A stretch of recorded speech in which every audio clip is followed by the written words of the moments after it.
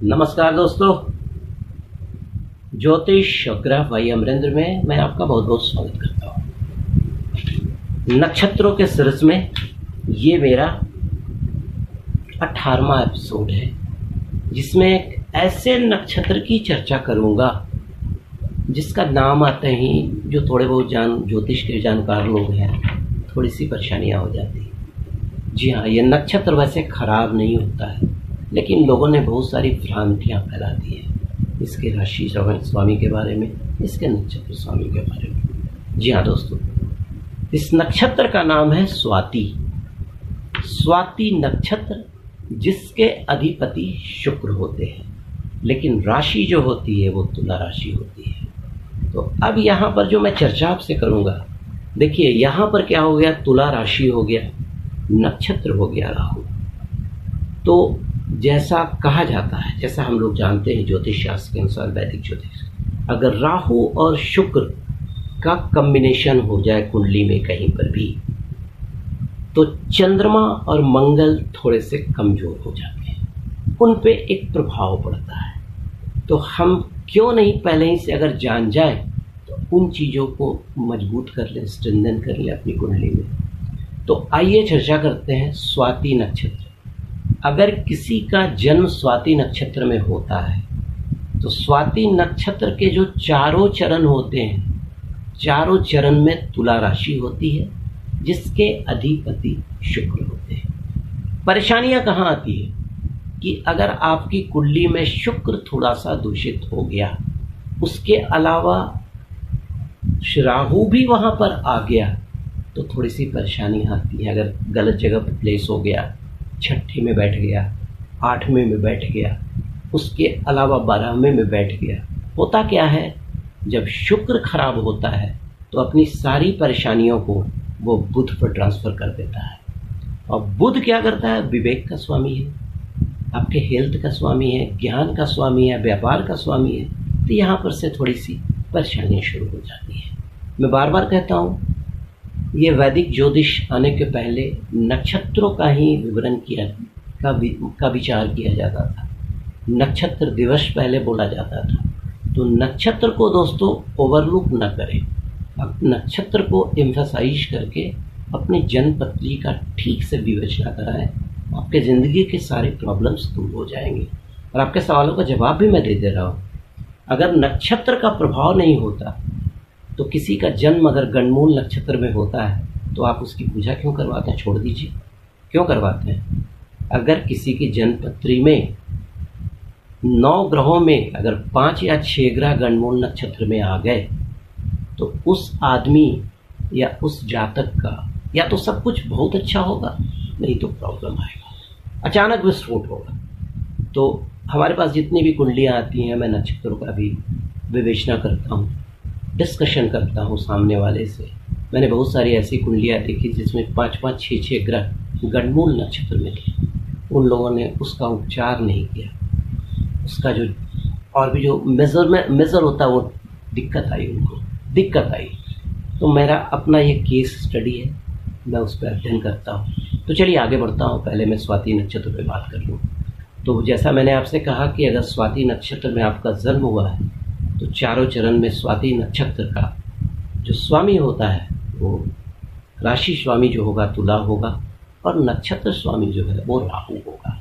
और ये जो तुला राशि होती है ये 6 डिग्री 40 मिनट से लेकर 20 डिग्री तक होती है, ठीक है। अब देखिए, अगर आपका जन्म स्वाति नक्षत्र में हुआ है तो किन चीज़ों को प्रभावित कर सकता है, आपके अंग में, आपको आपका जो स्किन है उसको प्रभावित कर सकता है। उसके अलावा आपका स्प्लीन, लिवर, उसको प्रभावित कर सकता है।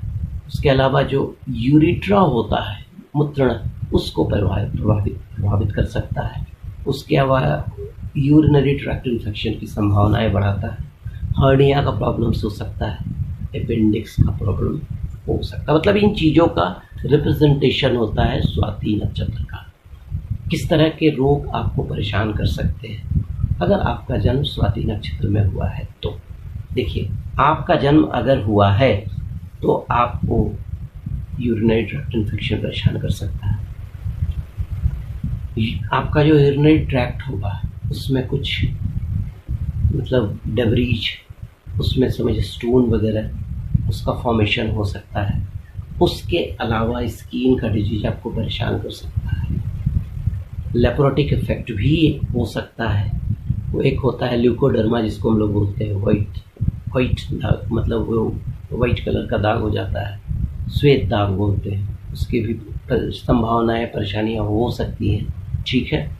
उसके अलावा किडनी का प्रॉब्लम हो सकता है, आपको लीवर का प्रॉब्लम हो सकता है। इन चीज़ों से आपको बच के रहना है, क्योंकि देखिए स्वाति नक्षत्र जो है यहाँ पर शुक्र और राहु का कॉम्बिनेशन हो गया।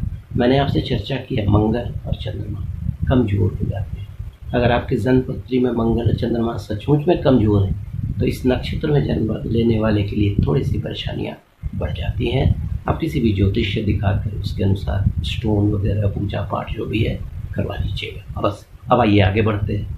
लेकिन इस नक्षत्र में जन्म लेने वाले लोग काफ़ी ईमानदार होते हैं, काफ़ी सौम्य होते हैं, नम्र होते हैं, बहुत जिडसस होते हैं, दिल बहुत बड़ा होता है। अपने पास 100 रुपया है तो 90 रुपया भी देने में भी वो परहेज नहीं करेंगे। ठीक है, डिस्बस ही और शीगन बहुत इंटेलिजेंट होते हैं, इसमें कोई शक नहीं।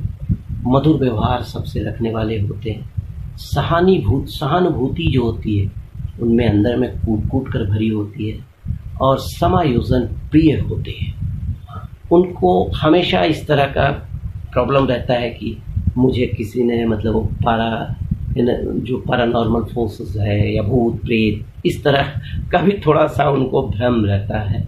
इस तरह की संभावनाएं उनको रहती है। उसके अलावा अगर सब कुछ ठीक रहा, नहीं तो फिर थोड़ा सा परिवार में, समाज में अपोजिट जो सेक्स होता है उसको लेकर परेशानियों का भी सबब कभी कभी बन सकता है। ठीक है, अब देखिए उसमें क्या होता है कि ऐसे जो होते हैं कि आदमी लोग के शत्रु काफ़ी कम होते हैं। ऐसा नहीं, विद्वान होते हैं, सुंदर होते हैं। ठीक है, अब आइए ऐसे लोग जिनका जन्म अगर राहु स्वाति नक्षत्र में हुआ है, तुला राशि हो और चरण तो मैंने आपसे कहा 1 2 3 4 चारों चरण में ही विद्वान रहते हुए, तो उसमें आप किस तरह का बिजनेस कर सकते हैं। देखिए राहु जो होता है इलेक्ट्रॉनिक को रिप्रेजेंट करता है, तो आप इलेक्ट्रॉनिक्स का कोई भी काम कर सकते हैं। विद्युत उपकरण का काम कर सकते हैं, ट्यूबलाइट का काम कर सकते हैं, पंखा, हीटर, कूलर, एक्सरे आदि का जो बिजनेस इस तरह से रिलेटेड काम करेंगे, इस तरह के मैन्युफैक्चरर रहेंगे, ऑटोमोबाइल के मैन्युफैक्चरर रहेंगे, कम्युनिकेशन के में अगर आपका किस तरह का लिंक है तो आपको काफ़ी फ़ायदा हो सकता है। उसके अलावा म्यूज़िक, क्योंकि यहाँ पर शुक्र का भी संयोग हो गया है, म्यूज़िक, नाटक, थिएटर, कला, चित्रकारी, इन चीज़ों से संबंधित भी अगर आप काम करेंगे तो आपको सफलता मिलेगी। उसके अलावा आजकल जो फैशन चला हुआ है वेब डिज़ाइनर का, वो काम आप कर सकते हैं। उसके अलावा जो इवेंट मैनेजरशिप है वो काम भी आप कर सकते हैं। अच्छे जुडिशियरी सर्विस में जाने के बाद अच्छा पद आप प्राप्त कर सकते हैं। अच्छे जज हो सकते हैं आप, अच्छे पोएट हो सकते हैं, और you can be very good announcer, dancer बहुत अच्छे आप हो सकते हैं, इसमें कोई शक नहीं। फैंसी और हार्डवेयर का स्टोर आपके लिए रामबाण साबित होगा। उसको चलना ही चलना है, ना चलने का सवाल नहीं है। फैंसी हार्डवेयर का मैन्युफैक्चरर भी आप हो सकते हैं। आप कोई भी स्वीट्स की दुकान, हलवाई का कोई भी सप्लाई का काम, जैसे मतलब वो क्या होता है मिठाई स्वीट्स वगैरह बनवा कर डिफरेंट जगह पे सप्लाई करवाने का काम भी आप टेकअप कर सकते हैं। उसके अलावा दूध की जो डेयरी होती है उसका भी आप काम कर सकते हैं। लेदर की इंडस्ट्री से आप जुड़ सकते हैं। उसके अलावा मेड का काम भी आप कर सकते हैं। फोटोग्राफी का भी काम आप कर सकते हैं।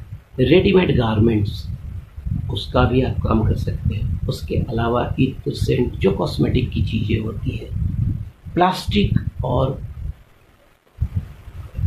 क्या बोलते हैं उसको, कांच, उसके मैन्युफैक्चरर आप हो सकते हैं। तो दोस्तों अगर आपका जन्म स्वाति नक्षत्र में हुआ है और आपकी राशि तुला है, अगर आप इन चीज़ों से जुड़ते हैं अपने राशि के अनुसार, अपने नक्षत्रों के अनुसार, अपने जन्म पत्री के अनुसार, तो ये आपको एक सुगम रास्ता प्रोवाइड करेगा।